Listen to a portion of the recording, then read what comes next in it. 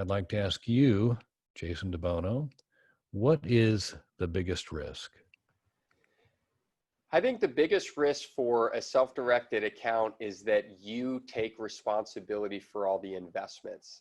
And it's a risk of personal accountability, right? If you keep your IRA in the stock market, one really nice benefit is that when it goes up and goes down, you can kind of finger point your way around it. Risk in a self-directed account means you're taking on all the risk. There is no broker, there's no third party that's making your investments on your behalf. Now, in a self-directed account, you can certainly rely on professionals, right?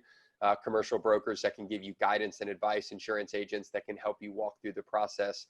So you can get professional opinions, but at the end of the day, you're the one saying, I want to buy that. And so that is your risk that you're inheriting.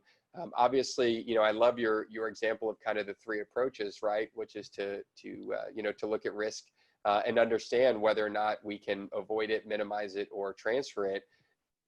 And I think, excuse me, in a self-directed account, from an investment standpoint, you can do all three of those things. You can certainly, avoid the risk by buying investments that have less risk, right?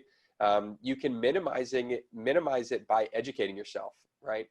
So many people look at investing and wonder what went wrong. And, there's a good saying I rely on all the time, and that is the cheapest lesson that you'll ever learn is somebody else's.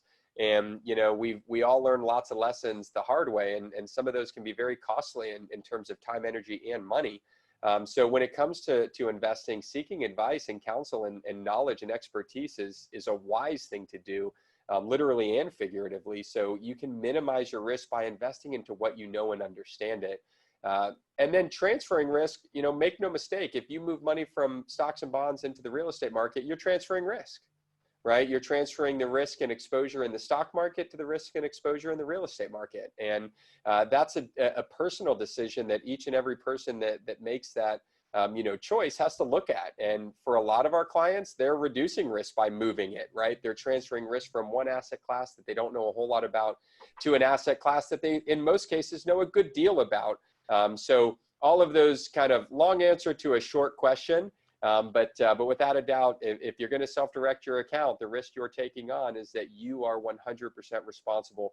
NewView will not offer you an investment, put you in an investment, recommend it, endorse it, approve it. It's 100% self-directed.